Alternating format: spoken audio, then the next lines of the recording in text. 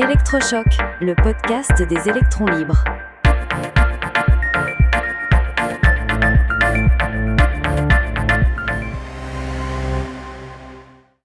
Simplifier. Aujourd'hui, nous allons plonger au cœur d'un défi fascinant et profondément actuel pour notre société.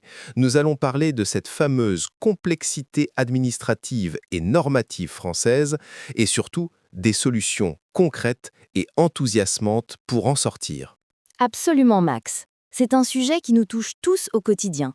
On a souvent l'image d'une France prisonnière d'un labyrinthe de règles.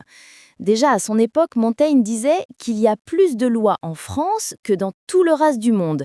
Et aujourd'hui, nos codes juridiques dépassent de très loin leurs équivalents étrangers en volume. C'est vertigineux quand on y pense. Et le plus étonnant, c'est que nous avons tous conscience du problème. Depuis 20 ans, il y a eu 28 lois de simplification. 28! Et pourtant, dans le même temps, les principaux codes ont connu une inflation moyenne de plus de 250%. Le code de l'environnement, par exemple, a augmenté de près de 600%. Oui, c'est un vrai paradoxe. On empile les textes, on crée un millefeuille politico-administratif et le résultat est très concret sur le terrain. Les délais de construction des bâtiments sont 2 fois plus longs que dans le reste de l'Europe. Notre agriculture est freinée par des procédures infinies, nos entreprises étouffent et nos services publics peinent à fonctionner de manière fluide. Exactement. Et c'est là que notre regard d'expert intervient. Pourquoi, malgré un diagnostic partagé par tous, de Georges Pompidou à nos dirigeants récents, continuons-nous de produire cette complexité ? Il y a plusieurs facteurs très intéressants à analyser. D'abord, c'est culturel. L'histoire de notre nation est marquée par une volonté centralisatrice très forte. Nous avons une machine normative historique. Ensuite, et c'est crucial de le rappeler, les citoyens eux-mêmes sont souvent demandeurs de normes. C'est vrai, dès qu'il y a un risque médiatisé ou un besoin de protection dans un métier, on réclame une nouvelle loi. Tout à fait. Et enfin, notre administration est formée à agir par le texte. La culture du projet est parfois mise de côté au profit de la culture de la loi. Chaque ministre a à cœur de promulguer sa propre loi pour marquer son passage, ce qui nourrit ce cercle vicieux. Mais la bonne nouvelle, Céleste, c'est que nous avons aujourd'hui toutes les cartes en main pour inverser la tendance. Nous ne parlons pas d'un simple choc de simplification de façade ou de la suppression de 2 ou 3 formulaires. Nous parlons d'une transformation profonde, intelligente et porteuse d'espoir pour notre pays. Oui, une vraie rupture positive. Pour réussir ce chantier titanesque, il faut d'abord un consensus large et un pilotage au plus haut niveau de l'État. Il faut aligner le gouvernement et le Parlement. C'est un défi, certes, car la culture du compromis n'est pas toujours notre point fort, mais c'est une formidable opportunité de créer de l'union nationale autour d'un projet qui facilite la vie de tous. Et il faut agir à la fois sur le stock de lois existantes et sur le flux des nouvelles lois. Il ne sert à rien de simplifier 3 mesures si on en crée 10 nouvelles en même temps. Exactement.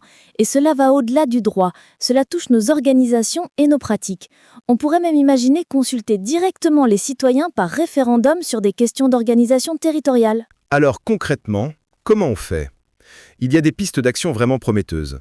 La première, c'est de réguler le robinet des normes, en réformant le droit des amendements. Ces dernières années, le nombre d'amendements a explosé. L'idée n'est pas du tout de museler le Parlement, bien au contraire. C'est de redonner du sens au travail parlementaire, en sortant de la course à la quantité ou de l'obstruction systématique. Une autre piste majeure, et c'est peut-être ma préférée car elle relève du bon sens, c'est de revenir à l'esprit de notre Constitution.